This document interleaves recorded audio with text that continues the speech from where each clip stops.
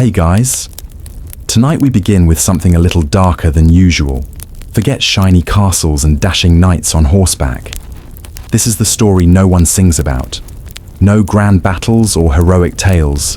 Just the quiet, raw struggle of someone who didn't wear armor but faced war every single day. Tonight we step into the life of someone trapped by promises, contracts, and heartbreak before they could even walk. And let's just say, it sucked. So before we dive in, take a moment to like this video and subscribe. But only if you're ready for dark history, painful truths, and stories that linger long after the screen fades to black. Drop a comment and let me know where you're watching from and what time it is. I love seeing who's wide awake with me for these midnight history dives. Now dim the lights. You're 7 when they tell you the name. You sit on a crooked stool, your legs swinging above a dirt floor scattered with rushes and chicken feathers, your hands sticky from apple paste. The grown-ups speak around you in half-hushed voices, pretending you're not old enough to understand, but they don't. Hide the ink. The contract is short, just enough Latin to bind you like twine around a sheep's legs. You don't meet him, of course. He's from the next shire over, older, maybe 9, maybe 12, maybe already learning how to swing a sword. They say, it's a good match. His father owns 2 fields and a sluggish stream, and your father needs the grain. You try to remember the boy's name, but all you can think about is how tight your tunic feels and how cold the rush mat is when you sleep. The name stays though, like a candle burned into your memory. You trace it in soot. You whisper it to the stars. And one day, they'll call it husband. You're not a person, not really. Not in the way a cow is a cow, or a plow is a plow. You're a calculation, a means, a weight in gold. If you're a daughter, your worth is measured in acres, dowries, and what your hips might someday carry. If you're a younger son, your name means little, and your father sighs every time he looks at your empty hands. There's no inheritance for you, only obligation, only marriage. Markets aren't just for turnips. Fathers swap daughters for goats. Mothers whisper about bloodlines over wool. You overhear them sometimes, talking about you like you're not in the room. A fine jaw, broad shoulders, fertile looking. They mean it as praise. You smile and feel sick. You don't know the word for it yet, but you feel it in your stomach. A hollowness that tastes like iron. You don't belong to yourself. Affection is currency. Desire is dangerous. And love? Love doesn't enter the ledger. You look out over the fields and wonder what happens if you run. But the village only has so many paths, and all of them lead to someone else's doorstep. You wake to the morning bell ringing over the village, its cold clang echoing in your bones. The church's shadow looms over everything. The wooden beams of your home. The cracked clay in your hands, your very breath. God sees all. God judges all. From your earliest memory, you've been told, marriage is holy, a sacred covenant, a reflection of Christ's love for his church. It's forever. No second chances. No breakups like whispered rumors in the tavern. Divorce is a sin so grave it could damn your soul to hell. Your mind twists at the word annulment. It sounds like a loophole, a secret spell the priests use to undo vows without breaking God's law. But it's not simple. It's a brutal, humiliating process filled with accusations, secrets, and whispers of uncleanliness or deception. You hear stories of women locked away, of husbands who call their wives witches to escape their bonds. The church holds the power to decide your fate, your freedom, your shame.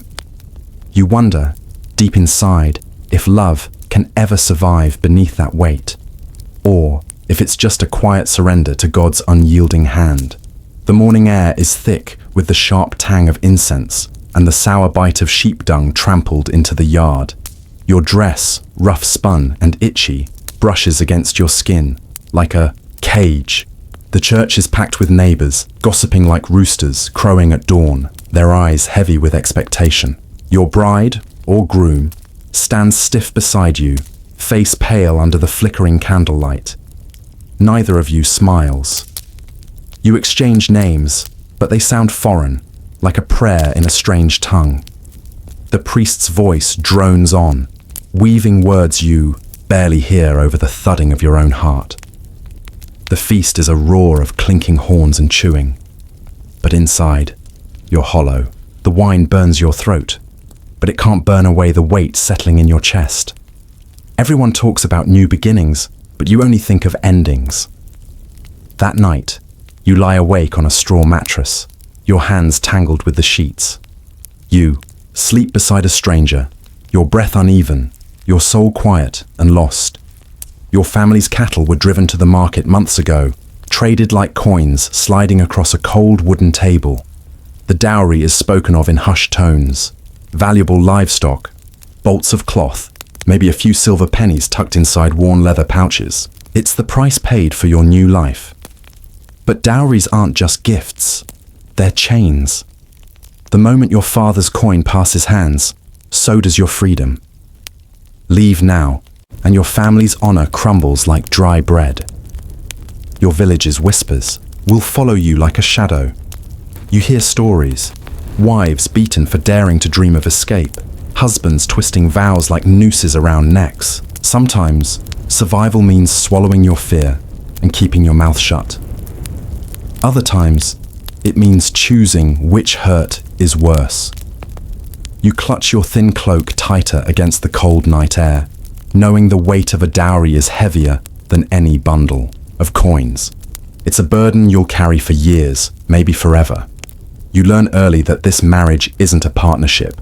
It's a ledger, and he holds all the ink. He owns the fields, the coins, the rights written on parchment. You carry the hearth, the children, the endless chores, and sometimes the bruises hidden beneath layered skirts. Your hands become calloused from pounding dough and fetching water. Your back aches from bending over the loom. Meanwhile, his boots crush the earth outside your door, heavy and loud with command. His word is law, yours is silence. You realize breaking this bond isn't just a broken heart, it's a fracture in your very bones. Leave, and you risk the village's scorn, your family's ruin, even violence that might end more than your hopes. Love feels like a distant echo, drowned beneath the weight of duty and fear. Your nights grow colder, not just from the wind slipping through cracks, but from the distance growing between you both, an invisible chain tightening with every unspoken word. You hear it every Sunday, that vow ringing like a church bell in your head, till death do you part. But in this world, it's more than a promise. It's a cage, forged in fire and fear. To leave your marriage is to betray God himself. Adultery is sin writ large, punished not just by whispers, but by stones, by flames, by exile. You saw old Margaret dragged from her home last winter, accused of talking back to her lord. She vanished beneath the town's angry eyes, swallowed by shame and silence. Your neighbor's broken face haunts the market square, a warning carved into flesh and bone. And so you learn to keep your mouth shut, your eyes downcast. To yearn for freedom is dangerous, to speak of it, deadly. Every step you take is watched, every word measured, and the chains of forever tighten, squeezing until hope is just a faint, flickering candle in the dark. You don't say the words. You never speak of leaving, but every night you refuse to warm his side of the rush mat, your body curled away like a wounded bird. Your fingers barely brush the coarse wool of his tunic when you pass, careful not to spark a fire. Your silence becomes a language all its own. You grunt where once you might have whispered, and when he asks, you stare through him, eyes sharp and unreadable. Your love is a slow erosion, tiny rebellions tucked beneath the weight of obligation. In the candlelit hours, you scrawl bitter words in the margins of your prayer book, your pen scratching like a claw against parchment. No one sees the secret you hide, but it feeds your soul, a quiet scream beneath the piety. You watch his shadow grow long at dusk, wishing the sun would burn it away. You want freedom, but freedom tastes bitter, like the black bread you eat in silence. You can't hide in this village. The walls are thin, the streets narrower. Every glance is a rumor waiting to be born.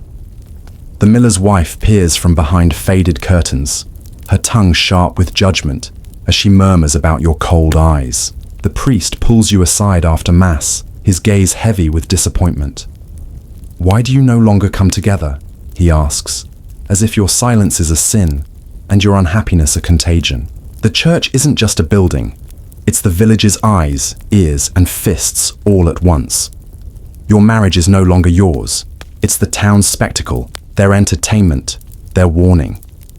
Privacy is a luxury buried beneath the weight of gossip and suspicion. Every step you take is measured, every word a performance. You long for the quiet, but even the night carries voices. Your sorrow is public property, bartered and traded like stolen grain. You learn to fold your pain into a smile, or else it will consume you completely. Your heart stumbles, clumsy and unbidden, when you catch his glance across the market. Soft eyes that don't belong to your husband. You tell yourself it's just the warmth of the sun or the sweet smell of wildflowers, but the ache in your chest says otherwise. You begin to pray harder, whispering desperate pleas for forgiveness in the cold dark of your room. You fear your secret thoughts are sins already carved into your soul. The church watches, the village whispers, and even your dreams betray you, with stolen moments of forbidden tenderness. To love outside your marriage is a shadowed crime, punishable by exile or worse. The very idea chills your blood. Yet the pull remains, a fragile thread woven with hope and despair, threatening to unravel the carefully stitched seams of your life. You bite your lip until it bleeds, trying to silence a heart that beats dangerously outside the lines. One afternoon. You linger by the baker's stall longer than you intend, your fingers brushing the crust of fresh bread, eyes stealing a glance toward the man whose gaze lingers a little too long. You tell yourself it's nothing, just a moment stolen from the endless grind. But in this village, nothing stays quiet. A neighbor's narrowed eyes catch your hesitation. A whisper slips from cracked lips, carried on the wind faster than you can chase. "Did you see her there, with that stranger?" The words are soft but sharp, like a knife sliding beneath your skin. Rumors bloom like weeds, tangled and suffocating. Soon, voices follow you home, behind your back, twisting your name into a curse. You catch the priest's glance, dark and heavy with accusation. The village's suspicion is a wound, raw and festering. You clutch your cloak tighter, your heart pounding like a drumbeat of fear. In a world where words can kill, every whisper feels like a verdict. You say the words aloud, quiet, trembling, but they hang in the air like a blade. "I want to leave," your voice cracks, betraying the fear clawing up your throat. Silence greets you first, a cold, heavy silence that presses down harder than any shout. You watch the faces, your husband's eyes darken, the village elder's jaw tightens, even your mother's lips tremble behind her veil. No one speaks, no one dares. Then comes the storm. Anger bursts forth in low growls, sharp words thrown like stones. You are accused of sin, of betrayal, of ruining families. Your pleas are twisted into threats. Your freedom, a joke. Your pain, dismissed as folly. The village turns against you like a pack of wolves, their eyes wild with judgment. You realize then, breaking free here isn't a simple parting. It's a battle, raw and merciless.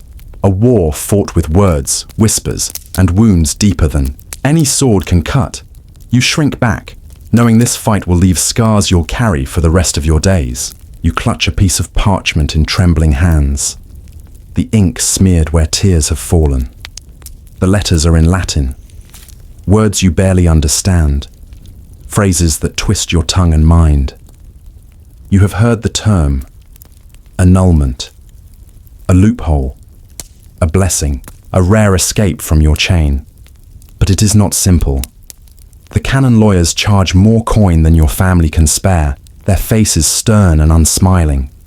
Papal legates, Those distant men draped in velvet and power are busy deciding the fates of kings and bishops before your small plea. So you wait. Days bleed into months, months into years. Your letter gathers dust alongside others, buried beneath the weight of bureaucracy and prayer.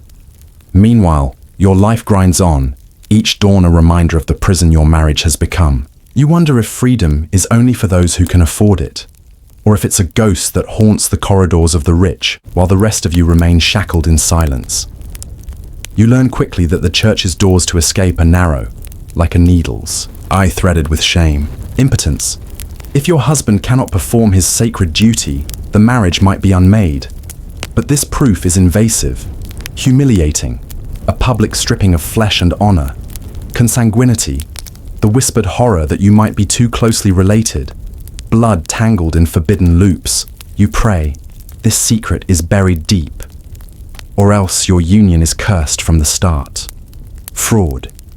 If deceit laced the vows, if your family hid a secret or your husband lied, maybe the church will hear you.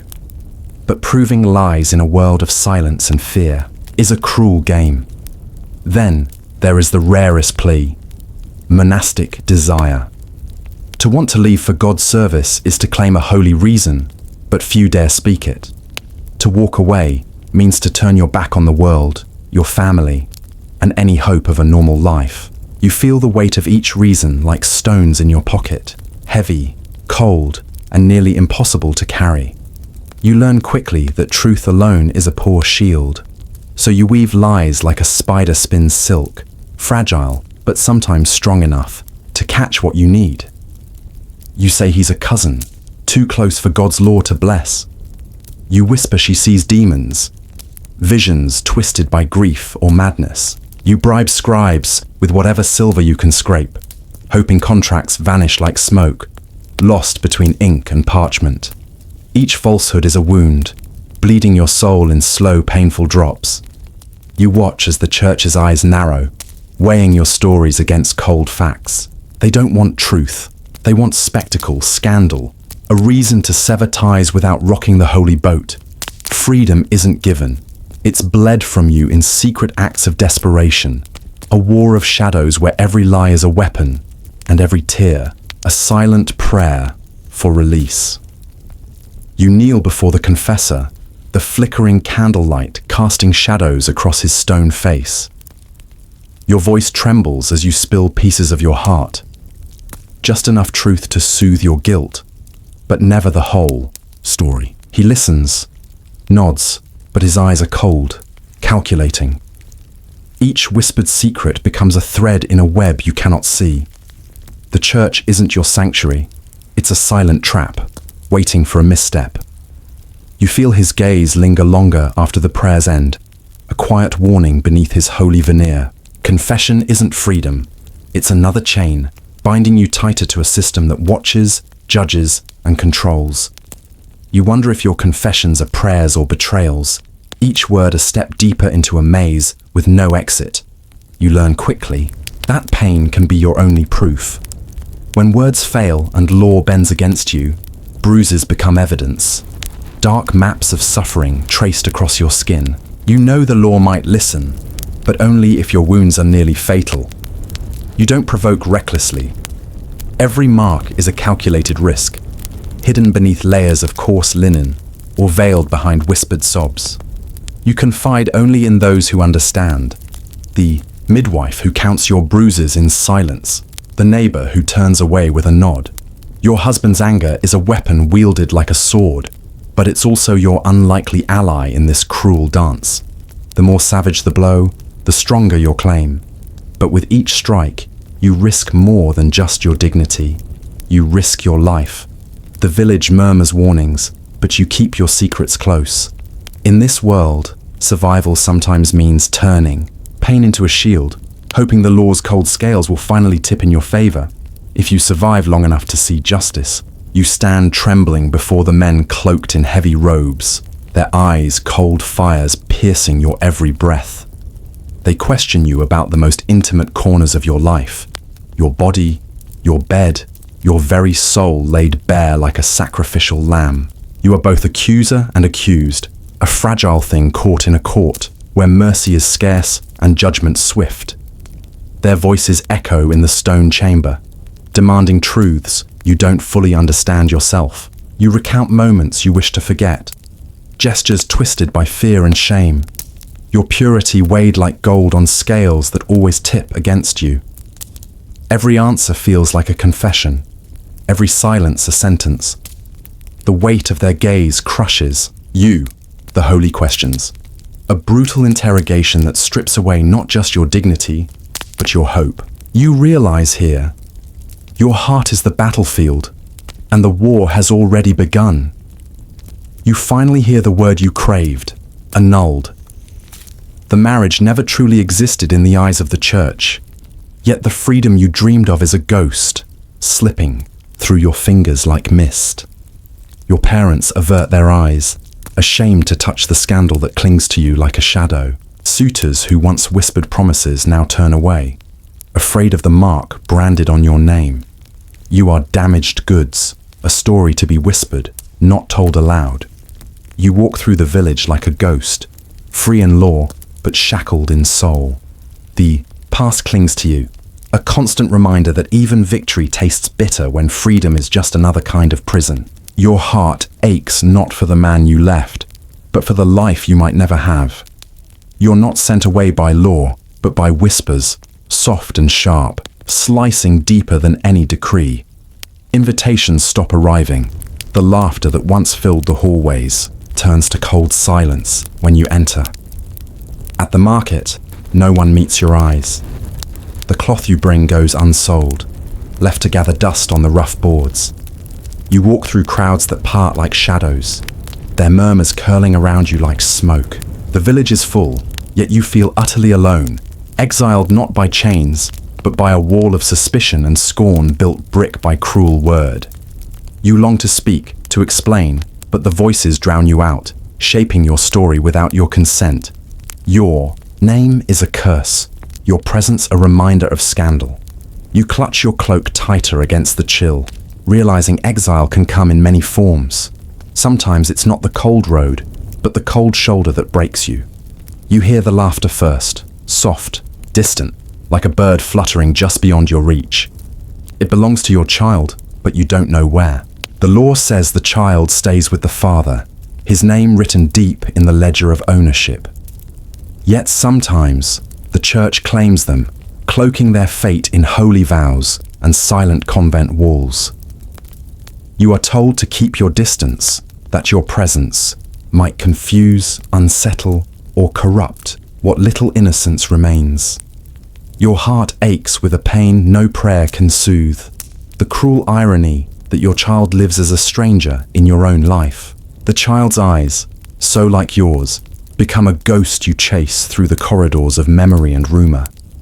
You clutch at scraps, whispers of a smile, a stolen glance.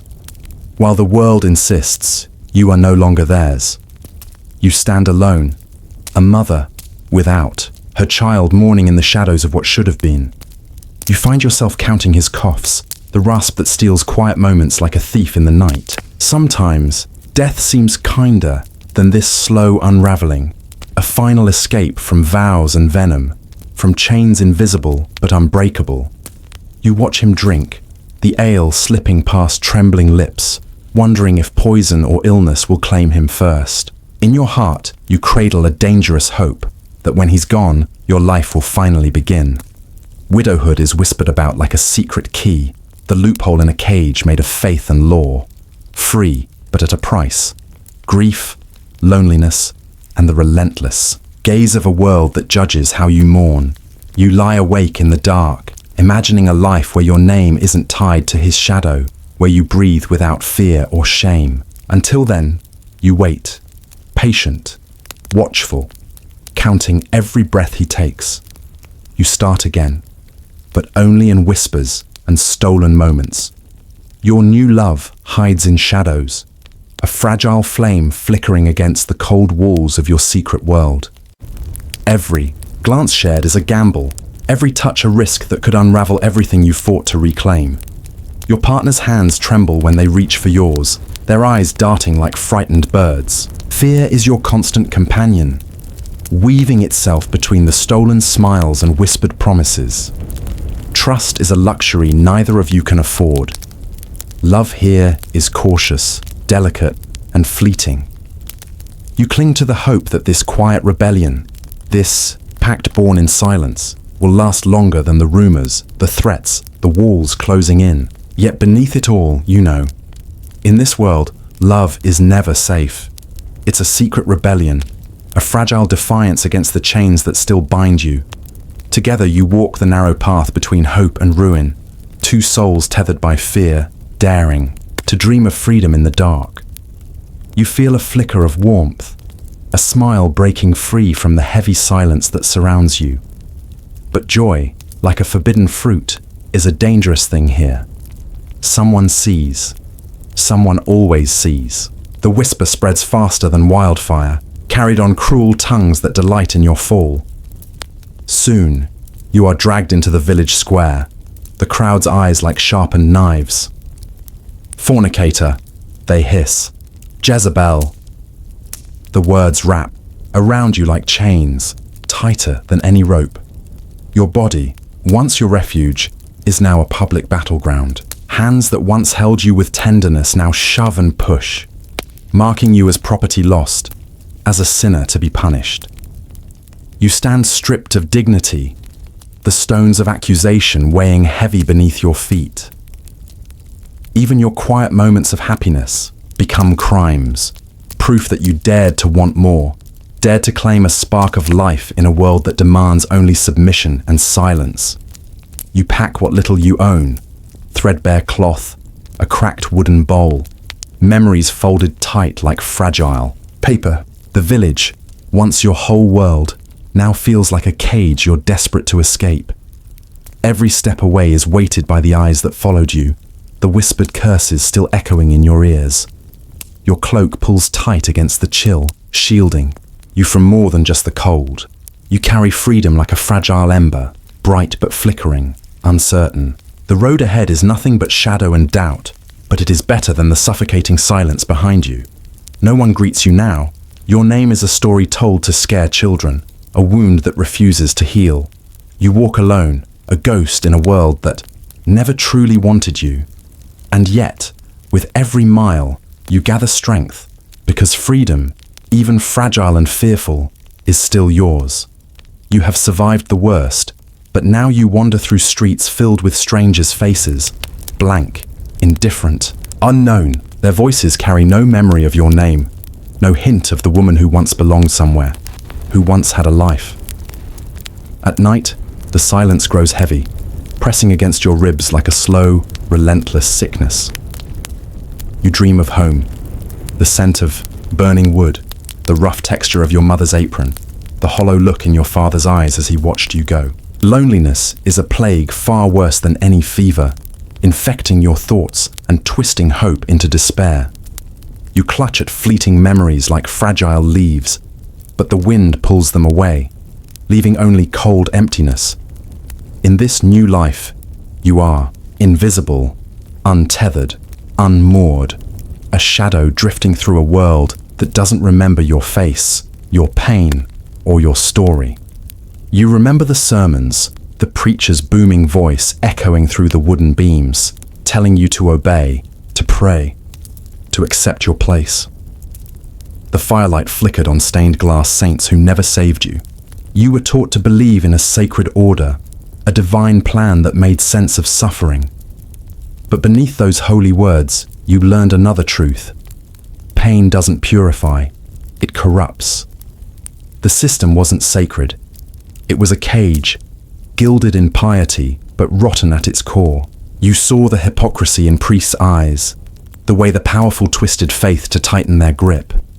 You clutched the contradictions like scars. Faith taught you to endure, but your body, your heart, scream against the injustice.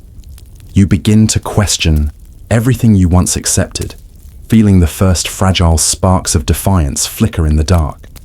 The world promised salvation, but all you found was survival. You kneel in the dirt, planting bitter herbs that will soothe more than just aches. They'll carry you through the long, cold nights ahead.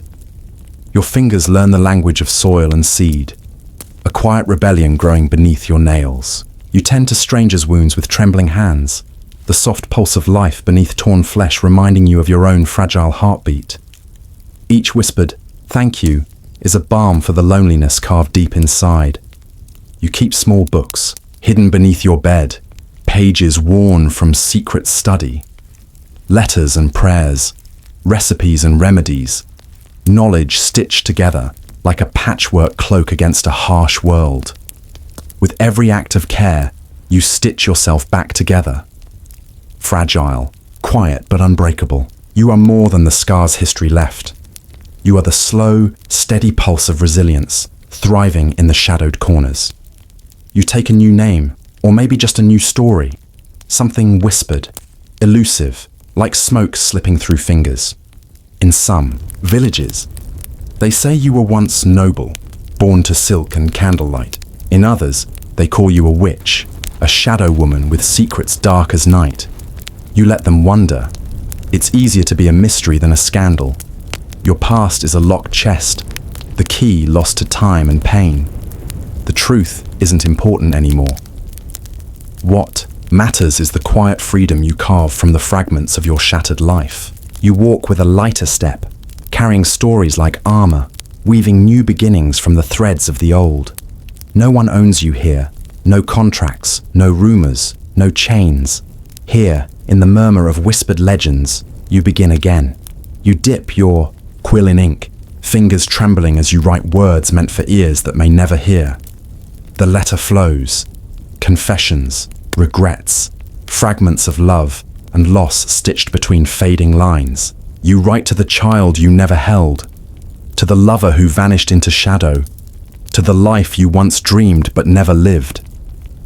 There's no address, no name to guide it home, only the fragile hope that the words might somehow find their way across years and silence.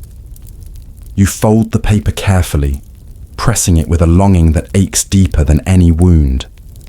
Then you release it to the wind, watching it vanish into the night, swallowed by darkness and the unspoken.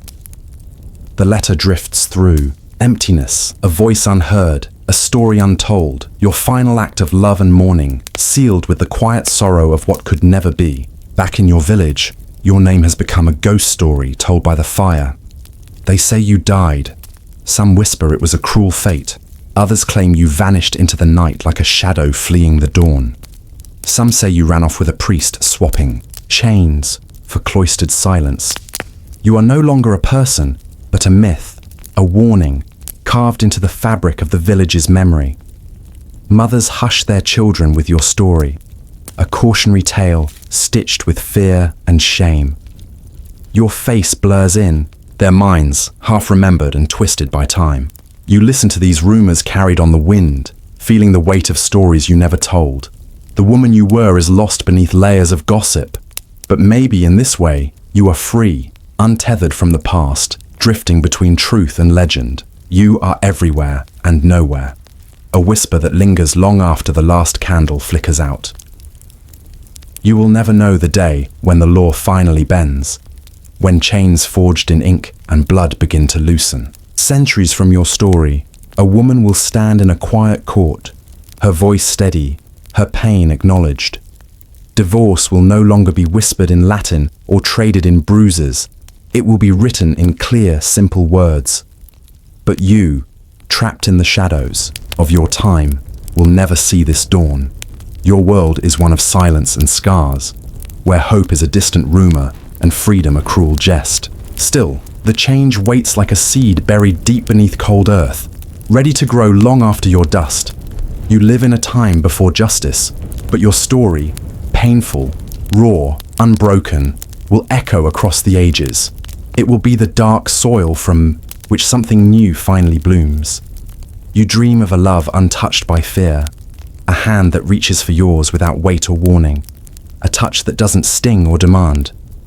In the quiet of your mind, someone holds you simply because they want to, not because duty or barter demands it. There is no contract sealing your fate, no whispered curses hanging in the air like poison, just warmth, slow and steady, like the sun filtering through stained glass on a cold morning. For once, your heart isn't a battlefield, but a place of soft refuge. You close your eyes and imagine sleep that doesn't shatter into nightmares. A rest where the past loosens its grip and you are free, even if only for a moment. Maybe someday, love will be gentle, and you will finally know what it means to be held without hurt. It cost you everything, your name dragged through mud, your home turned cold and empty. The village doors slammed shut behind you, whispers following like vultures circling a carcass. But beneath the rubble of loss, your soul breathed again. You do not regret the choice to walk away, even when the nights stretch long and loneliness claws at your ribs. The weight of chains lifted from your wrists is worth every scar, every bitter memory. Freedom tastes like ash, but it's yours. In the quiet moments before dawn, you remember, you traded shackles for the wide, uncertain sky. You would do it, again, every time, because some things, yourself, your heart, are worth more than the world could ever claim. Your name is spat like poison, a stain on the village's spotless history. They brand you a scandal, an unforgivable crack in their carefully built world, but you know the truth beneath their sneers. This wasn't a fall from grace. It was the first breath you ever truly took. Every whispered insult, every cold shoulder, was the price of reclaiming yourself from a fate that wasn't yours to bear. You survived not because you were weak or reckless, but because you dared to choose. In their eyes, you're a cautionary tale. To you, you are proof that even in the darkest times, the fight to live on your own terms is the fiercest kind of love. You didn't just walk away from a person. You shattered a cage built of silence and fear. The breaking was brutal, jagged edges slicing deep, but in the splinters, you found space to breathe. What broke you also made you whole. Each cracked piece of your heart reshaped into something stronger, more real. The pain was a fire that burned away old lies, revealing the raw, unfiltered truth beneath.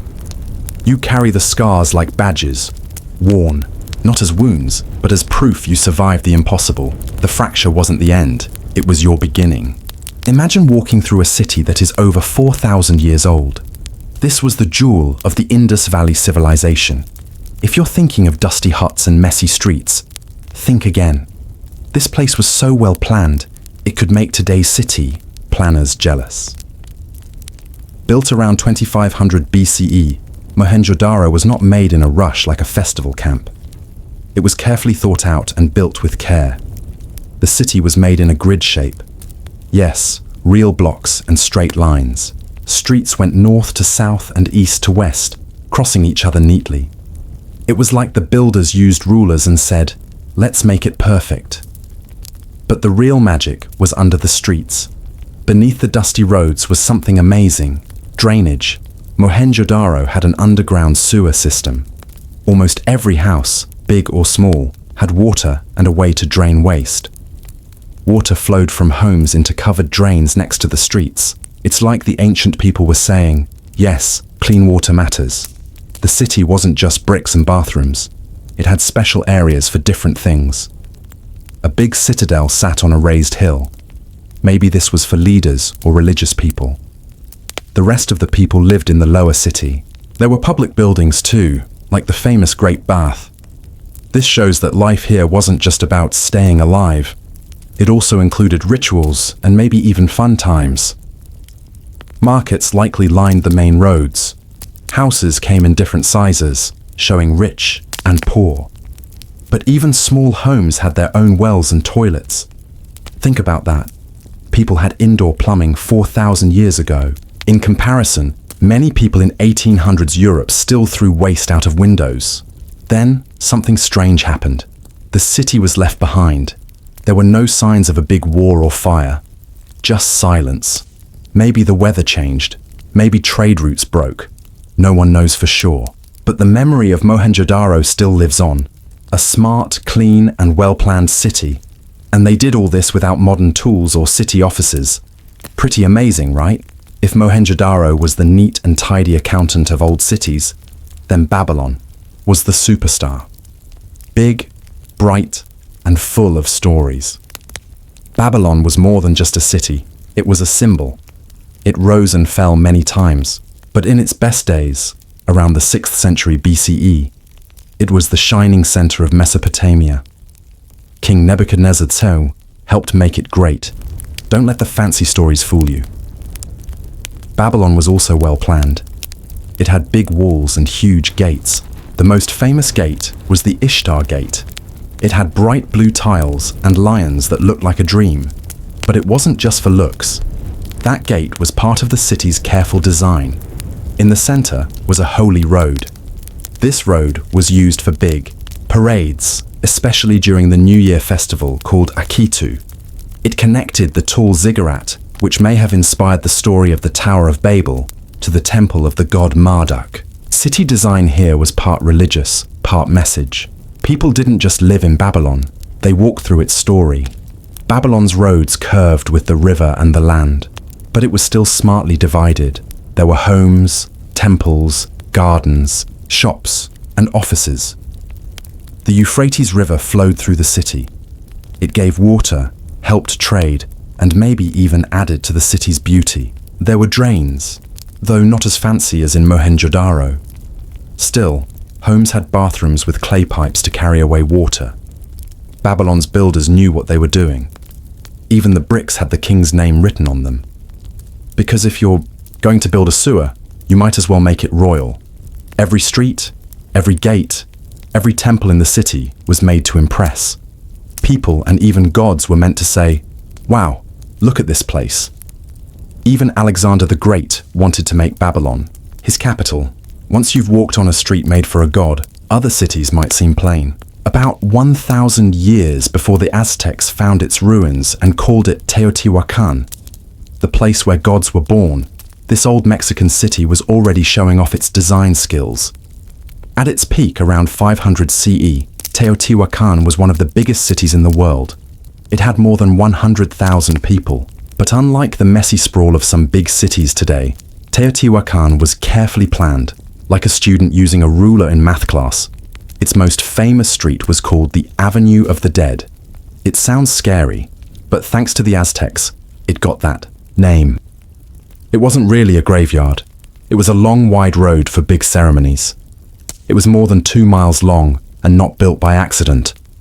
The road lined up with stars and had temples, open spaces, fancy homes, and busy markets. It connected the Pyramid of the Moon in the north to the Big Pyramid of the Sun. This special road was like the backbone of the whole city. And here's where it gets even cooler. The layout of Teotihuacan was in a grid, but not a straight grid. It was turned about 15.5 degrees from north. Why? Maybe to match the stars or special mountains nearby. This city wasn't planned randomly. It followed the sky like using a space compass. Houses were placed in neat blocks.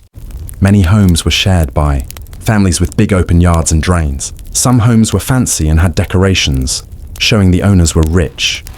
Others were simpler and more like working family homes. The whole city was like a map of society, made with stones and art. Teotihuacan also had smart water systems. Drains and canals went through the streets and houses. These helped stop floods during rainy seasons. The engineers clearly knew what they were doing.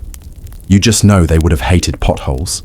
There's still a lot we don't know, like who the leaders were or how power worked. But we do know this. The city was made to impress both people and the sky.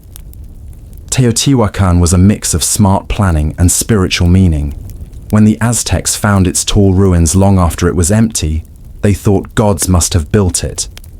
Honestly, can you blame them? Just look at the perfect shapes. When we talk about old cities, we sometimes think of one smart builder, someone with a scroll and a big idea. But in the Indus Valley civilization, it wasn't just one person. It looks like many people agreed on how cities should be built. That's why places like Harappa and Lothal looked so much alike. They weren't just similar cities, they were almost twins. And that says something big. Let's talk about Harappa in what's now Pakistan. Like Mohenjo-daro, it had a grid plan, same-sized bricks, and clear zones. some for homes, some for work, and some for leaders. And yes, it had great drains too. Each house was connected to the street drains with clay pipes. This wasn't just clean, it showed respect. Even regular people had toilets and drains. Lothal, another Indus city near the sea, had even more. It had a port, a place where boats came in and out. Maybe it was the first real dock in the world. It had a big basin and gate system to manage the water. This was not just a riverside town. It was a smart trade hub that planned for water levels and tides. Makes Venice look less clever, right? Here's the wildest part. There's no proof they had kings, palaces, or big armies. No statues of rulers. No stories carved in stone. It looks like these cities were run by people who cared about clean water, fair trade, and rituals. Power didn't come from war. It came from smart building. We even found weights and tools that were all the same size, which shows the economy was carefully managed. It's easy to imagine people in meetings arguing about where to put the warehouse or how wide the sewer should be, because those choices were made, and they stayed the same for miles. They didn't just build for the rich. All homes had clean water and access to public baths. These cities were built on fairness, not just power. The true builders of these inner cities weren't just making towns. They were creating a way of life, one brick at a time. Today, when we think of cities, we picture city workers arguing about parking rules, or if someone's Airbnb is breaking neighborhood laws. But the idea of zoning, or splitting a city, into different parts for homes, jobs, worship, or garbage is not something new. It's actually very old and found all over the world. Old cities like Mohenjo-daro, Babylon, and Teotihuacan weren't just messy bunches of buildings. These places were built with a plan. Each area had a clear reason for being where it was. Let's start with Mohenjo-daro. In this ancient city, a raised part of town had the public bath, food storage buildings, and maybe even government offices. Below that, people lived in neat neighborhoods with wide roads between homes. Workshops and kilns, where pottery was made, were placed at the edges of the city. That made sense. Who wants to live next to hot fires and noisy tools? It was smart. Zoning.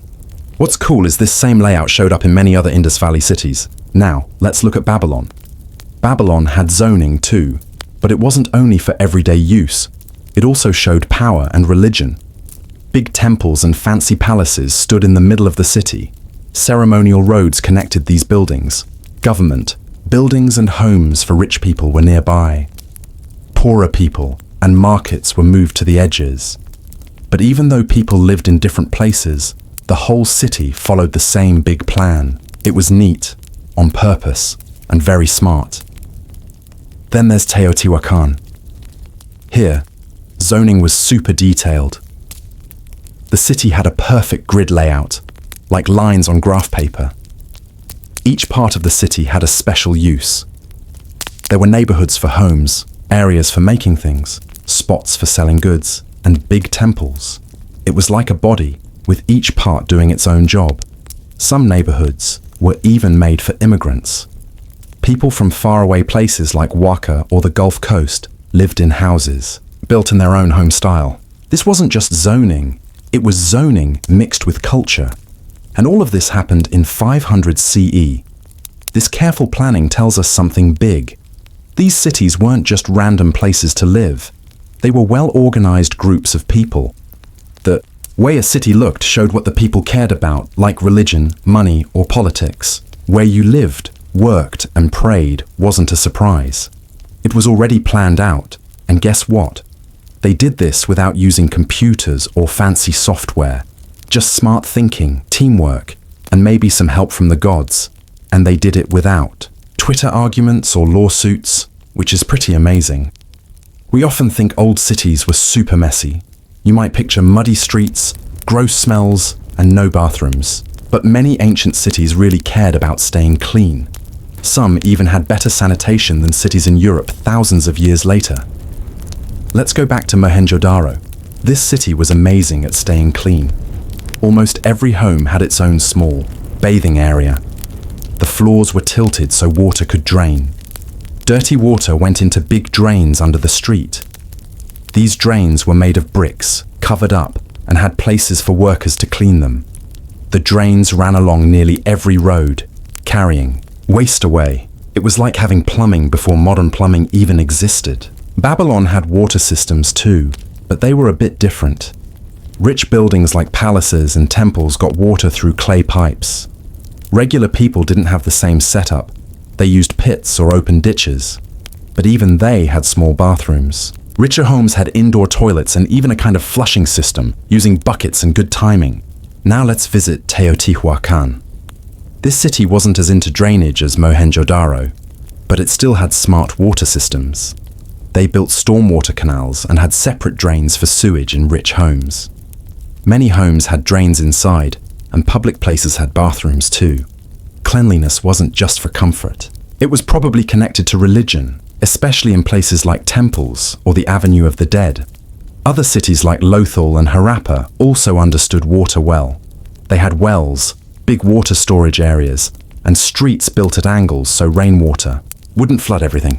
Imagine planning a city around gravity and weather and making it work in 2400 BCE. What makes all of this really special isn't just the buildings or the tech. It's how the people thought. They didn't treat water and bathrooms like a fancy extra. They made them part of the city's design. Clean water and bathrooms weren't just for the rich. Everyone had access. Even today, some cities still struggle with garbage and plumbing. But these ancient people were already laying bricks and digging drains thousands of years ago. They remind us that having a toilet that flushes is a big deal and a sign of a smart society.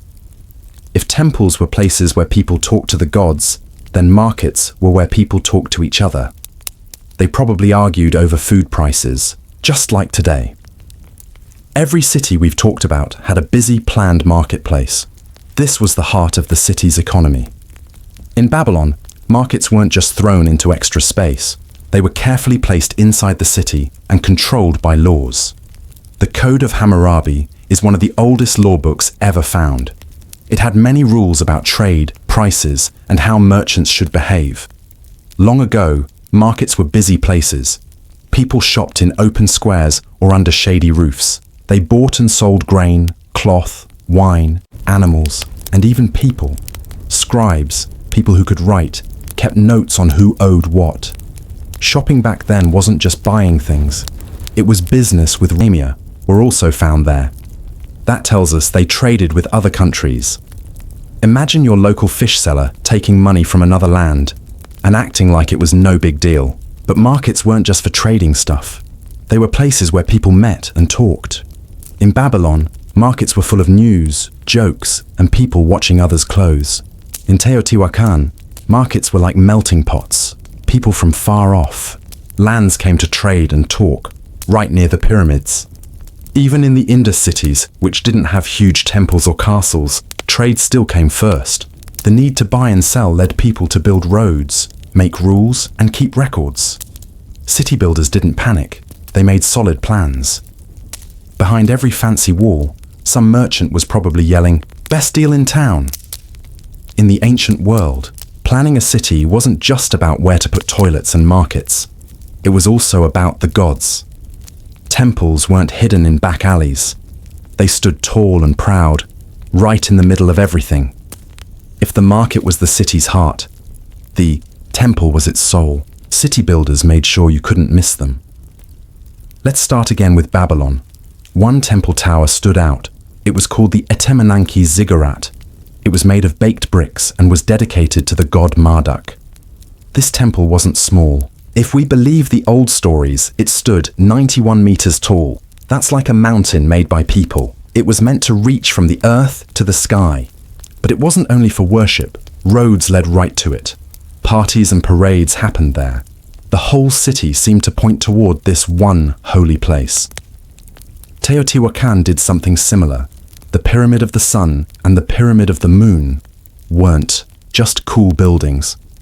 They were at the center of the whole city. A big road called the Avenue of the Dead connected them. This road matched up with the stars, and maybe even special days like the longest and shortest day of the year. houses, markets, and everything else spread out from these holy places. These temples weren't decorations. They were like stars that guided the entire city. Now let's go back to Mohenjo-daro. They didn't have giant towers or pyramids. Instead, they had something called the Great Bath. It was a big water tank, maybe used for cleaning the body and the spirit. This wasn't a swimming pool. It had tight bricks, drains, and smart design. It may have been used for holy baths, to wash away bad things and start fresh. There weren't statues or fancy buildings, just water, shapes, and quiet.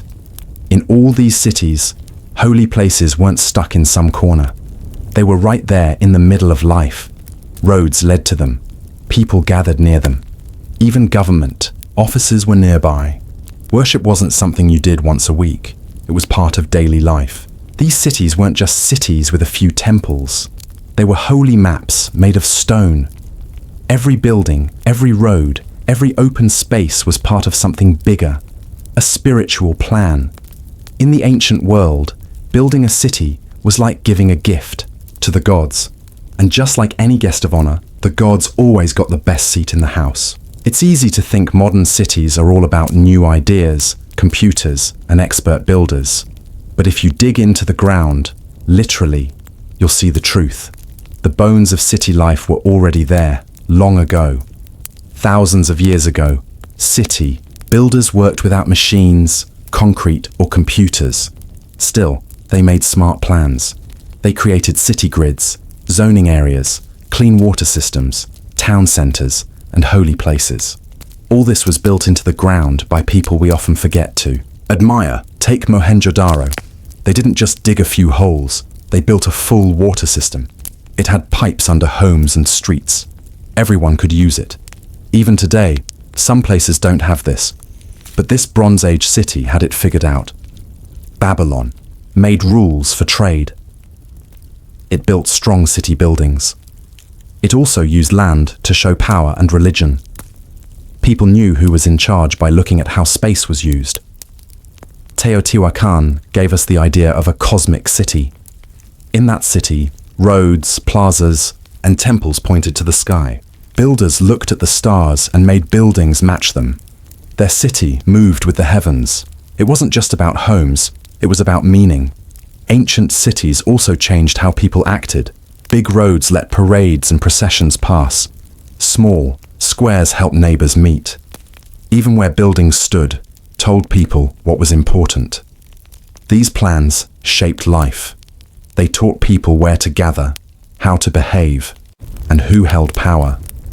Even today, modern cities use these same ideas. Manhattan has street grids. Amsterdam has clean water systems. Old temples became cathedrals, then town halls. City centers today come from these early plans. We still measure land.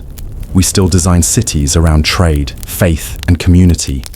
What's changed is how we build, not what we build. We now have machines and tall buildings, but the ideas are the same. Cities are stories we write in stone and steel. The first chapters were made with copper tools and starlight.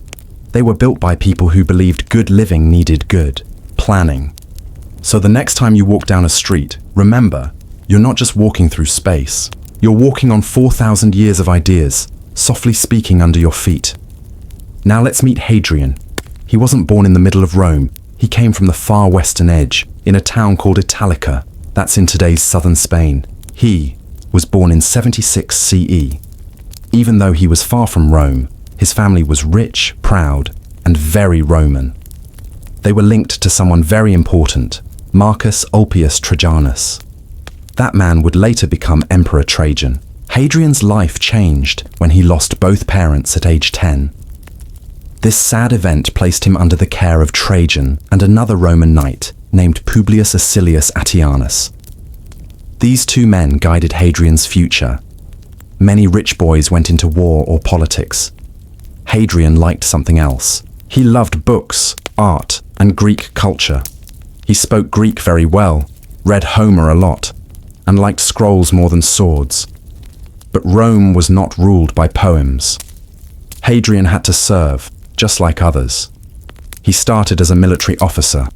He worked first, in Lower Moesia, then in Upper Moesia, and finally in Pannonia. He did well, but his real talent was in running things and making laws.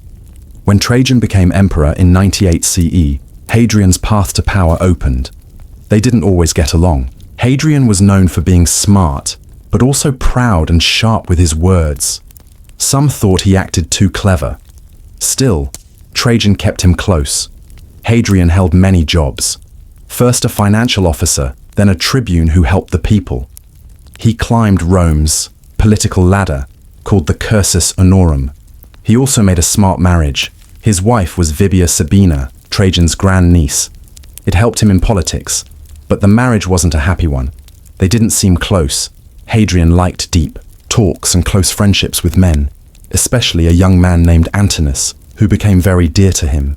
Hadrian's early years were filled with a mix of pressure and passion. On one hand, people expected him to be a soldier. On the other, he dreamed of books and beauty. He was born far from Rome, but he was meant to lead it. Not by fighting, but by thinking. He was already thinking about marble buildings and big ideas when Emperor Trajan got very sick in 117 CE. Who would be the next leader became a big question. Hadrian had worked near the emperor for years, but not everyone thought he should be the next ruler. Trajan had never said clearly who would take over. The leaders in Rome didn't all agree if Hadrian, the smart man from faraway Spain, was the right one. Trajan died in a city called Selinus, in Asia Minor. It was far from Rome. Then, just a few days later, a letter showed up. It said Trajan had adopted Hadrian as his son before he died. The letter said this happened with Trajan's wife, Plutina, and his friend Antionis watching. The timing was perfect. Maybe too perfect. Some leaders in Rome thought the letter was fake. Others believed Plutina had planned it so Hadrian would win. She liked his careful thinking more than others who wanted war. Still, the Senate agreed, and Hadrian became emperor on August 11th, 117 CE. But things didn't go smoothly. Right away, problems began. Under Trajan, the Roman army had taken too much land, especially in Mesopotamia. Now, people there were starting to fight back. Hadrian made a tough choice. He didn't want more war, so he gave up those new lands, including Armenia and Mesopotamia. Many in the army and Senate were angry. They had fought hard for those places. Some said Hadrian was scared. Then, something terrible happened. Soon after he became emperor, 4 important senators who didn't support him were killed. The reason was said to be a plot, but it wasn't clear. Hadrian said he didn't order the deaths. He blamed Antionis, but most didn't believe him. This made many in the Senate stop trusting him, even when he tried to be fair and follow the law. Still, people got the message. Hadrian liked books and art, but he could rule with power. Even with problems, Hadrian started showing what kind of emperor he would be. He stopped people's debts, gave money to the poor, and made sure the army liked him. He didn't want to keep fighting new wars. Instead, he worked to make Rome strong and peaceful from the inside. Maybe Hadrian became ruler in a strange way, but once he had the job, he worked hard to make the empire better. Hadrian didn't like to stay in fancy rooms in Rome. He wanted to see the empire for himself. To him, Rome wasn't just a name on a map. It was real places and real people. He wanted to walk on the land, not just hear about it. So, after becoming emperor, Hadrian began traveling. He wanted to see almost every place Rome ruled. These trips were not just for fun. He wanted to check on things, fix problems, meet people, and share ideas. And he didn't ride fancy all the time. Sometimes he walked with soldiers, sweating under the sun. No other emperor traveled as much as he did. His first big trip started in 121 CE and lasted almost 5 years.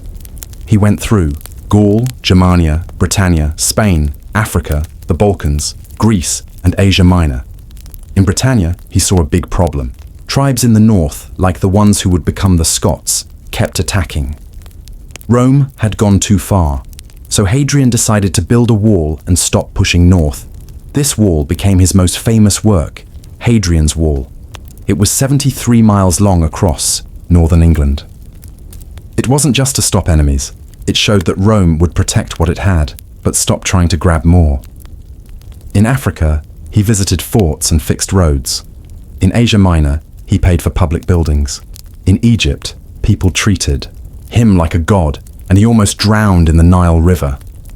Wherever he went, he brought Rome with him, in buildings, laws, and speeches. But his favorite place was Greece. Hadrian loved Greek culture, ideas, and beauty. He took part in their festivals, helped their teachers, and even got the nickname Little Greek when he was young. He liked it. In Athens, he helped finish. The temple of Olympian Zeus, started building a big library, and tried to bring Greek cities together in peace and pride. His trips were more than visits. They were a way of ruling with his eyes and feet, not just his pen. By showing up in faraway cities, he reminded people they mattered. He wasn't just a ruler far away in Rome. He was on their roads, in their towns, and walking in their dust. Hadrian didn't just visit cities, he built them up. He loved buildings and saw them as more than stone. To him, buildings could share ideas and connect people. His time as emperor saw some of the best buildings Rome ever made. Everywhere he went, he left behind something. A bridge, a bath, a library, a temple. These weren't just for show. They were a sign that the empire was one big family. One of the greatest buildings he made was in Rome, the Pantheon. The older one had burned down. Around 126 CE, Hadrian rebuilt it. With its huge dome and round opening in the roof, it became a wonder of the world. The Pantheon wasn't just a church. It showed the sky meeting the earth, man meeting gods. It was perfect Roman art. Then there was his special home in Tivoli, east of Rome. It wasn't just a house. It was like a huge playground for ideas. He made parts that looked like places all over the empire. Egyptian halls, Greek porches, even a small Nile river. This villa showed that Rome was more than a city. It was every land together. Hadrian was showing people that they were all part of something bigger. In Greece, he finished the great Zeus temple after centuries. In North Africa, he built roads and helped with food. In Asia Minor and the Middle East, he fixed cities broken by quakes.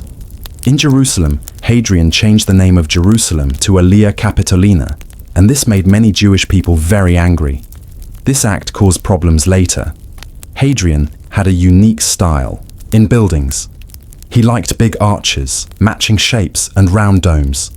But he also used ideas from Greece, Egypt, and local places. He didn't try to make every city look Roman. Instead, he mixed local styles with Roman ones. For Hadrian, building things wasn't just about looks or use. It was his way of sharing ideas without speaking. His buildings said, "Rome is more than a city. It's an idea, and this is what it looks like." Hadrian didn't just keep the empire safe, he gave it a soul. Of all the people who traveled with Hadrian, none touched his heart like a young man named Antinous. Antinous was from Bithynia, in Asia Minor. Their bond was gentle, deep, and very personal. It also caused talk and debate. This relationship became a big part of Hadrian's life story. Antinous likely met Hadrian in 124 CE. He was young and known to be very handsome, quiet, and kind. Soon, he became Hadrian's favorite. He went everywhere with Hadrian, especially to Greece and Egypt. People believed they were more than friends. In Roman times, emperors had great power in love and life. But Hadrian's bond with Antinous was different. It was stronger and more open than most. Then in 130 CE, something terrible happened. While on a boat trip on the Nile River, Antinous drowned. No one really knows how it happened.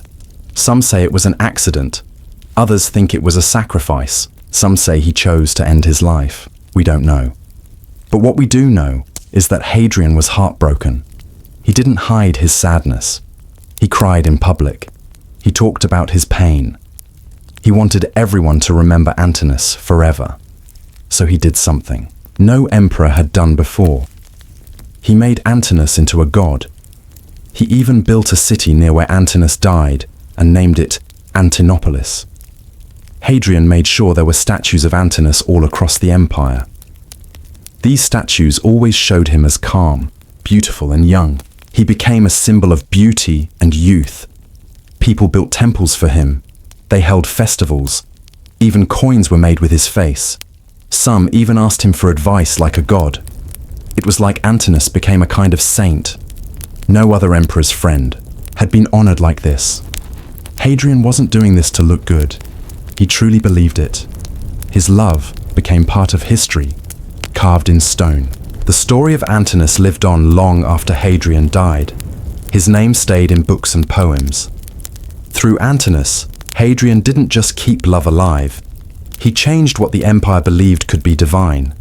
But not all of Hadrian's time was peaceful. One of the biggest and most violent events happened during his rule. It was the Bar Kokhba revolt, the largest Jewish fight against Rome. This event tested Hadrian's strength and showed his dark side. It also left Judea in ruins. The problem started when Hadrian tried to make the whole empire follow Roman beliefs. He wanted to turn Jerusalem into a Roman city and name it after himself, Aelia Capitolina. Even worse, he wanted to build a temple to Jupiter on top of the old Jewish temple. That place was holy to the Jews. Whether it was a mistake or a challenge, many Jews saw this as very wrong. In 132 CE, a man named Simon Bar Kokhba started a revolt. He was a strong leader and believed to be the Messiah by some.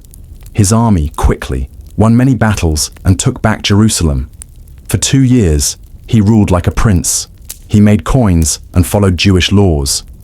Hadrian was surprised, but he didn't panic. He called in his best army leaders, including Julius Severus, and got ready for war. What came next was very cruel. Roman soldiers destroyed village after village. They used fire and deadly battle tricks. They killed anyone who helped the rebels. There was no mercy. By 135 CE, it was over. Bar Kokhba was dead. Judea was ruined. Over 500,000 Jews were killed, Roman writers said. Many more were sold as slaves. Hadrian renamed the land to Syria Palestina to erase the Jewish name. Jewish customs were banned. Many people had to leave.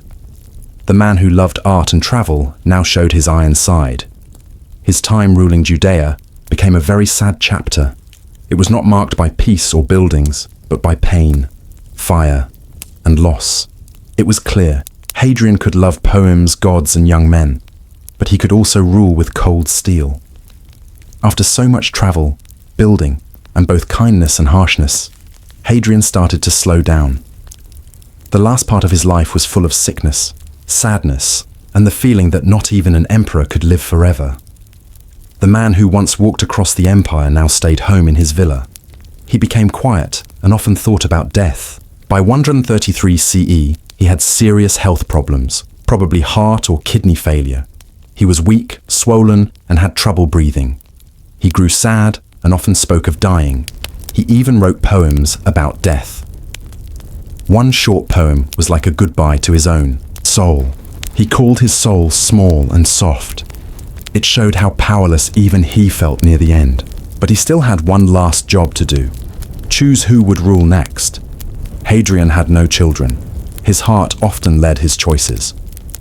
In 136 CE, he picked Lucius Aelius Caesar, a man who was friendly but not strong. People were confused. Lucius was sickly and not made to rule. Their worries came true. He died a few months later, maybe from illness. Hadrian was sad and now had to find someone else, fast. He then chose a safe pick. Antoninus Pius, a wise and fair senator, but he added a rule. Antoninus had to adopt Marcus Aurelius too. Marcus would later be called the philosopher emperor. With this smart move, Hadrian gave Rome 2 future leaders. Still, it didn't take away his pain. Hadrian went back to his villa in Tivoli. There, he lived with memories, statues, and thoughts of Antinous. His health got worse. He even tried to end his own life, but his servants stopped him. In July 138 CE, Hadrian died at age 62. His ashes were placed in the tomb he built, a round tower by the river Tiber. Today, it is known as Castel Sant'Angelo. That's where the emperor who once ruled with both love and steel was finally laid to rest. He didn't grow the empire, but he made it stronger, smarter, and more connected. His time as emperor wasn't about winning wars like Trajan's. It was about holding things together. Looking back, that was a big deal. Most leaders wanted fame from battle. Hadrian had the courage to look inside the empire instead. You can still see his work today. Hadrian's Wall in northern Britain showed Rome's strength. It wasn't made for attack, but for setting limits. It quietly said, "This is Rome, that is not." It was more than just a wall.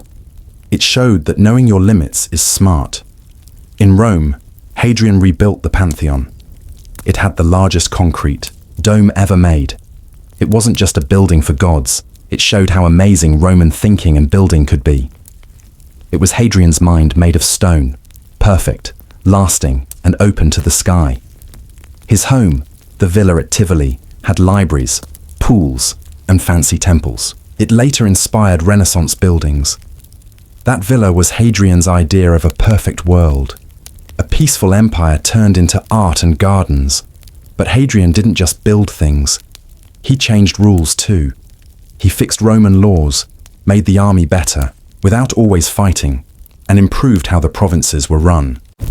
When he visited different parts of the empire, he didn't show off. He listened and learned. He left behind a new kind of leader, one who cared and understood. He also loved Greek books, poems, and art. Because of him, Greek ideas came back into Roman life. People once made fun of him for loving Greek stuff, but in the end, he brought it back, not by force, but by style. Hadrian also picked wise leaders after him. He chose Antoninus Pius and told him to adopt young Marcus Aurelius. That choice led to years of peace and good rule.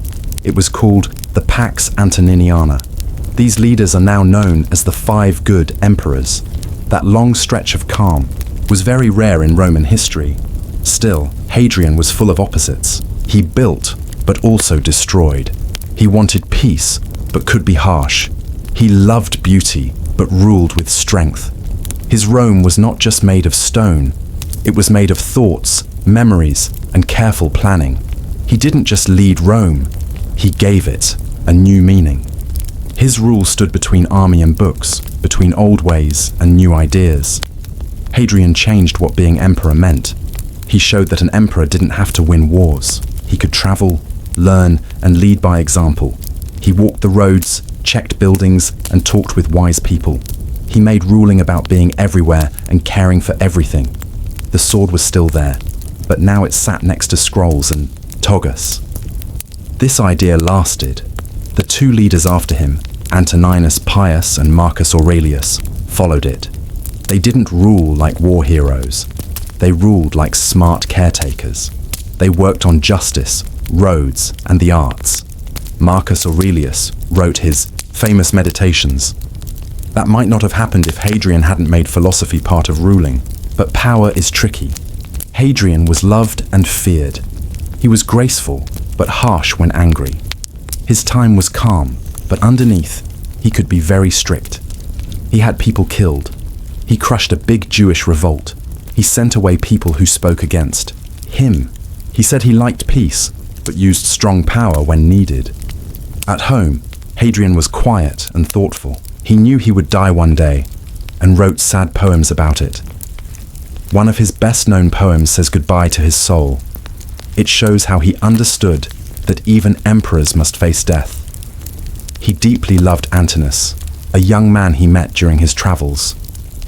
When one Antinous died, Hadrian mourned him more than any emperor had ever mourned someone. He turned his love and grief into temples, statues, and even made Antinous a god. This showed the human side of the emperor. Even after death, Hadrian stayed in people's minds. His tomb, now called Castel Sant'Angelo, still stands in Rome. His buildings shape city skylines. His rules helped later leaders. His travels connected many cultures. For a little while, the Roman world felt like one big family. What made Hadrian great wasn't what he conquered. It was what he protected, what he made, and what he dreamed. He wore a crown of leaves. He was a builder and a ruler, a poet and a leader. Above all, he was human. Hadrian stayed a mystery. In the end, he didn't just leave behind buildings. He left behind a new way to be an emperor. That idea still lives in the broken stone streets of Rome and in the thoughts of people who visit. In 1803, President Thomas Jefferson doubled the land of the United States by signing one paper. It was called the Louisiana Purchase. For $15 million, America bought over 800,000 square miles of wild land from France. It was a big win for the country, but also a huge puzzle. What had they really bought? Mountains, deserts, rivers, monsters? Jefferson had no idea, but he wanted to find out. That's where Meriwether Lewis came in. He was Jefferson's helper and loved learning new things. Jefferson picked him to lead a trip to explore the new land. Lewis had to map the area, study animals and plants, and most importantly, find out if a water path led to the Pacific Ocean, a dream called the Northwest Passage. Lewis wouldn't go alone. He chose his close friend, William Clark. They had been in the army together. Lewis knew science and could talk to people well. Clark was great at leading soldiers, drawing maps, and keeping the group strong. Even though Lewis had the top job on paper, Jefferson said they were equals. Their teamwork was one of their best tools. They started getting ready right away. Jefferson gave careful orders. Look at the land, talk with native tribes, study nature, and show that America now owned the place.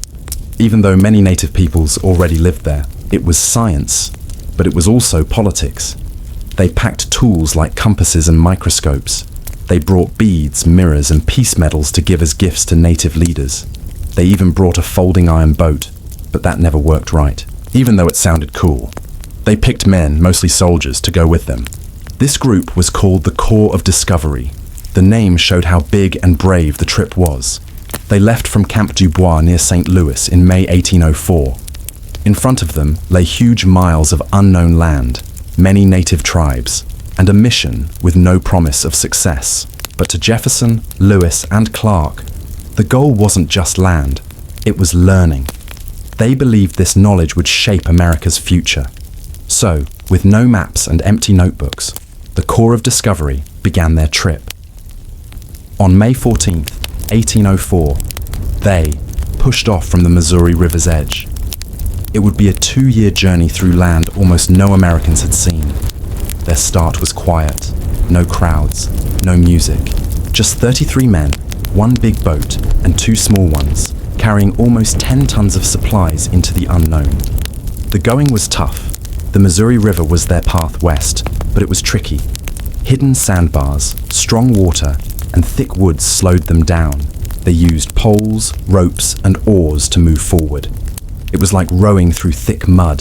The group included tough frontiersmen, French-Canadian boatmen, and strong-willed soldiers. One was York, Clark's enslaved servant. His power and charm made native tribes respect him. Another was Charles Floyd, a sergeant whose sad fate reminded everyone that life out there was dangerous. The team quickly made a routine. Clark drew maps of every river twist.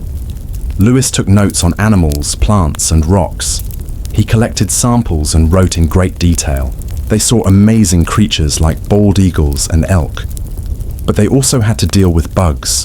Gnats, ticks, and biting flies tormented them daily. By late summer, they reached places we now call Iowa and South Dakota. The flatlands and big sky amazed them. Here, they met native tribes for the first time, including the Otto, Missouri, and later, the Teton Sioux. These meetings were important and tense.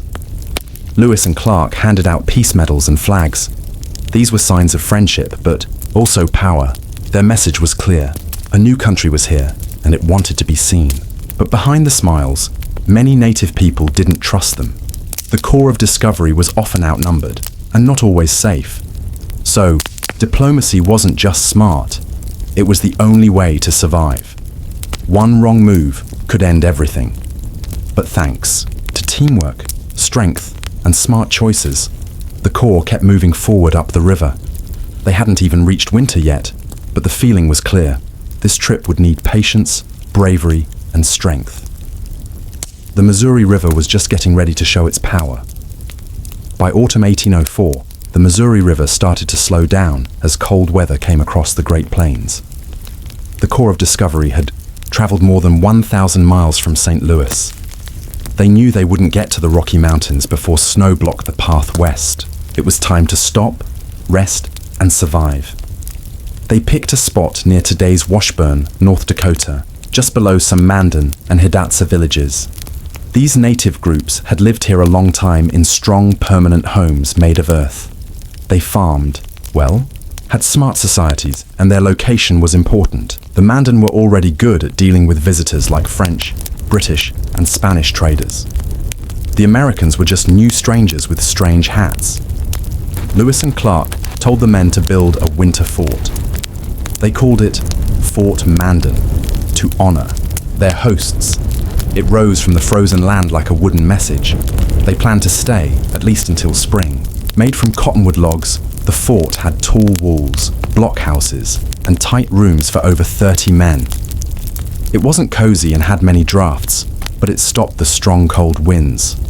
The winds were harsh, and temperatures often dropped below 0 degrees Fahrenheit.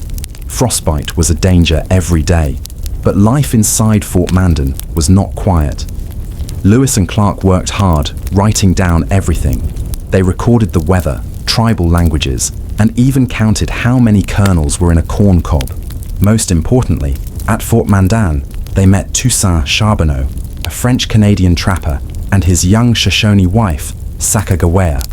Though Charbonneau was hired as a translator, it was Sacagawea, who was pregnant at the time, who became very important. Her knowledge of the West and her skill at talking with native tribes were more valuable than any gun or map. Relations with the Mandan were mostly calm, but sometimes things got tense. Differences in culture, fewer resources, and living so close together made small fights happen. Still, the Corps knew they needed help from native people or their trip could end there in the snow. By spring 1805, with full journals, fixed gear, and Sacagawea's newborn son, John Baptiste, wrapped warmly, the Corps took down Fort Mandan. The next part of their trip would take them out of the plains and toward the Rocky Mountains. In April 1805, the Corps of Discovery left the safe place of Fort Mandan and went back into the wild. They traveled lighter with fewer people and more urgency. Winter was over, and ahead were mountains, unknown rivers, and the big question in Jefferson's plan: was there really a water route to the Pacific Ocean? Spring brought beauty, but also many bugs. The Missouri River was full of mosquitoes that bothered the men all day. Their sleep was broken by swarms of insects. Bison, deer, and bears became more common, but so did sunburn, painful insect bites, and sticky heat. Lewis wrote all this in his journal, sounding both curious and a little tired. During this part of the trip, the team faced their first near disaster. While trying to get a small boat called a pirogue, Sacagawea calmly saved important things, including Clark's journals and maps. This made the men respect her even more. She was more than a translator. She was a steady, brave, and skilled helper. By June, the Corps reached the Great Falls of the Missouri. It wasn't just one waterfall, but 5, spread over 18 miles. It was an amazing sight, but a terrible problem to get past. The men spent nearly a month carrying their boats and supplies over cliffs and rough land. They used carts they made themselves and lots of hard work. Some called this the hardest physical part of the whole trip. Still, their spirits rose when Lewis saw the snow-covered Rockies far away. That moment was both exciting and scary. They had thought the Rockies would be like the gentle hills of the Appalachians. But no, these mountains were huge and wild. They would likely end the hope of a river path all the way to the Pacific. But hope came from Sacagawea's people, the Shoshone. When the Corps met them, an amazing event happened. The chief who came to meet them was Sacagawea's brother. That moment, part luck and part fate, changed everything. The Shoshone agreed to give horses, supplies, and guides. Things needed to cross the Bitterroot Mountains, where boats couldn't go. The Missouri River had taken them as far as it could. Now, the real climb began. Crossing the Rocky Mountains was never going to be easy, but even the worst guesses could not prepare the Corps of Discovery for the harsh truth of the Bitterroot Range. With the Missouri behind them and the Pacific still far away, the team had to leave their boats and ride horses. They carried only what they could over narrow, icy paths. With Shoshone horses and guides, they started the tough journey across the Bitterroot Mountains in early September 1805. The land was rough and cruel, full of sharp cliffs and cold weather. Ridges, steep ravines, and thick forests made every step very hard. The trails were often just animal paths winding through fog, snow, and windy mountain passes. But the worst enemy was hunger. Game was almost gone. The men ate candles, soup made from fat, and even horse meat. Journals from this time showed how food became a sad list of what could be eaten and what was only hope. Men fell from tiredness. Their moccasins broke apart. Frostbite crept into fingers and toes. One of the toughest parts was Lolo Pass. The group walked through deep snow while eating boiled roots and dried hides. Clark wrote they had no food left and were living on horse meat. It was the lowest physical point of the whole journey, but still, they did not quit. When they came out of the mountains near today's Idaho, the Corps found the lands of the Nez, Perce tribe. The Nez. Perce could have wiped them out easily, but instead, they helped the starving men get better. They gave them fish and camas roots and even helped build canoes to keep going west by river. This was another lucky moment, showing that native kindness, not just American toughness, made this trip possible. While staying with the Nez Perce, Lewis and Clark thought about what was next. They were hurt, frostbitten, and hungry. But now, close to the Columbia River Basin, that meant one thing. The Pacific Ocean was near, but the hardest part was still ahead. The rivers were wild, the weather changed fast, and winter was coming soon. With the Rocky Mountains behind and winter closing in, the Corps started building dugout canoes from tall ponderosa pine trees. Thanks to the Nez Perce, their next goal was the Columbia River, a huge waterway that would take them west to the Pacific Ocean, the end of their long, hard walk. But if they thought paddling would be easier than climbing mountains, they were wrong. The Columbia was no slow river. It was fast, rocky, and moody, sometimes seeming to fight against them. The canoes were heavy and often wobbly, especially with all their gear, journals, samples, and tired bodies on board. Dangerous rapids almost flipped their boats many times, risking drowning precious things and people. More than once, men almost died. Only fast moves and luck saved the expedition from losing everything. Along the way, they met several tribes, who spoke Chinookan and Sahaptin languages. These tribes were rich in trade, especially salmon, a fish found in huge numbers. The Corps admired the fishing ways, carved plank houses, and detailed canoes. These tribes were smart, skilled, and cautious of strangers. Diplomacy was still delicate. Some tribes welcomed the visitors. Others saw them as unwanted guests coming closer to their homes. The farther west they went, the more the land changed. Rain fell hard and often. The thick forests of what is now Washington and Oregon were beautiful, but cold, wet, and never-ending. Clothes rotted, and gunpowder became useless. Lewis and Clark's journals during this time read like notes from a soggy, unhappy place. Finally, in mid-November 1805, after 18 months of tough travel, the Corps reached the mouth of the Columbia River. There, through grey, stormy mist, they saw the Pacific Ocean for the first time. This moment should have been joyful, but it was not. Their camp, quickly built near today's Astoria, Oregon, was a muddy, windy place filled with sadness. They called it Fort Clatsop and stayed there through a long, wet winter.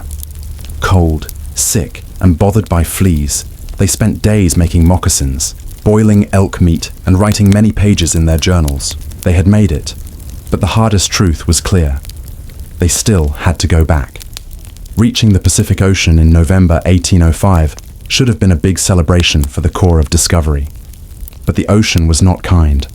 Heavy rain, freezing cold, and non-stop coastal storms turned their win into a wet, muddy nightmare. With little choice, the group built a rough shelter on the south side of the Columbia River. They named it Fort Clatsop after the local Clatsop tribe. The winter of 1805-1806 was very hard. It rained every day except 12, according to Clark's notes. The men's clothes rotted, lice and fleas were everywhere, and scurvy threatened them. Elk, their main food, had to be hunted every day, often miles from camp. The meat was tough, lean, and barely enough to keep their bodies and spirits from breaking. Even with all the hardship, Lewis and Clark kept writing everything down. They described tribal customs, land, weather, plants, and animals, adding hundreds of pages to the science books. Lewis carefully wrote about sea otters, while Clark worked on maps that would later help many settlers. Even in misery, they stayed focused on watching and learning. Meeting local tribes was a mixed experience. The Clatsop, the Chinook people, were skilled traders with long networks along the coast. They were polite, but not very excited about the corpse visit. When trading for food or supplies, talks often became strict and serious, not friendly like with the Mandan or Nez Perce. These coastal tribes wanted fair trade and showed impatience when the Americans offered poor goods. Then came boredom. Trapped in a fort made of wet logs, waiting for better weather, the men passed time by making salt, fixing clothes, and carving wooden gifts. Spirits were low, sickness spread, and even Lewis, usually the calm scientist, became annoyed and quiet. By March 1806, the Corps had had enough, with journals full and samples saved, and their bodies cold and stiff from months of pain. They burned candles for the last time at Fort Clatsop. They packed what little food was left that hadn't spoiled and turned their faces east. They had found the Pacific, but now came the real test, surviving the long, hard trip back to civilization. They had no wonder to look forward to, only the memory of every painful step ahead. In March 1806, the Corps left Fort Clatsop with wet clothes and tired bodies, holding one goal: get home. They had done what no other Americans had, reached the Pacific by land. But the way back would be just as dangerous, just as tiring, and in some ways even harder. The wilderness they had once entered with hope now felt different, familiar, but still harsh. They retraced their steps up the Columbia River, fighting strong currents, steep cliffs, and tense talks with native tribes. Food ran low, and trading became harder. The Chinook and other coastal tribes grew more cautious, maybe sensing that the Americans' presence meant changes they did not want. By late spring, the Corps crossed the Bitterroot Mountains again. This time, the weather was better, and they were better prepared, but it was still a tough challenge. When they reached the Nez Perce villages, they were greeted like old friends. The tribe had kept their horses safe as promised, and helped them get ready for the next part of the journey. Then Lewis and Clark made a bold choice. They split the group into smaller teams to explore more land. Lewis went north toward the Marias River, hoping to map how it connected to the Missouri River and grow U.S. claims. Clark followed the Yellowstone River, mapping it and looking for easier routes through the plains. It was risky because they couldn't talk to each other. Lewis's group had a near-death experience in late July. They met Blackfeet warriors who first seemed friendly but got suspicious when they saw the Americans' guns and trade goods. One tense night turned deadly. A fight broke out, and 2 Blackfeet men were killed. These were the only violent deaths caused by the expedition. Lewis's team ran away in the dark, shaken and hurt. Clark's group had a less dramatic trip back, but they still faced injuries and bison stampedes. They built canoes, met Sacagawea and her family again, and traveled the Yellowstone River with some success. By August 1806, both groups met near the Missouri River. The expedition was whole again, but the mood was serious. The excitement of discovery was gone. Now came the last hard paddle home. They were tired, hurt, but alive. By late August 1806, the Missouri River carried the Corps downstream, this time taking them home, not into mystery. Their bodies were thin, their clothes torn, and their journals full of mud-stained pages. But they had survived. On September 23rd, 1806, the expedition returned to St. Louis. People did not cheer loudly, but they looked at the explorers with surprise and respect. Many had thought they were dead. In just over 2 years, Lewis and Clark had traveled more than 8,000 miles, crossed mountains, faced wild rivers, met over 50 native tribes, and recorded hundreds of new plants and animals. They had mapped huge parts of the continent with amazing detail and helped make America's claim on lands long held by native peoples, Britain and Spain. The expedition was seen as a great success. Newspapers told stories of their survival and discoveries. President Jefferson, who had waited nervously for news, was very happy. But after returning, Lewis and Clark's lives changed very differently. Meriwether Lewis became governor of the Louisiana Territory, but struggled with sadness, drinking, and money problems. He died in 1809 under mysterious reasons, maybe suicide or murder, at a lonely inn. His death cast a shadow over the mission he had once led with skill and care. William Clark did better. He became governor of the Missouri Territory, ran Indian affairs, and stayed important in Western expansion for many years. He named his first son Meriwether Lewis Clark, honoring his lost friend. And what about Sacagawea and York? Sacagawea went west with her husband and child.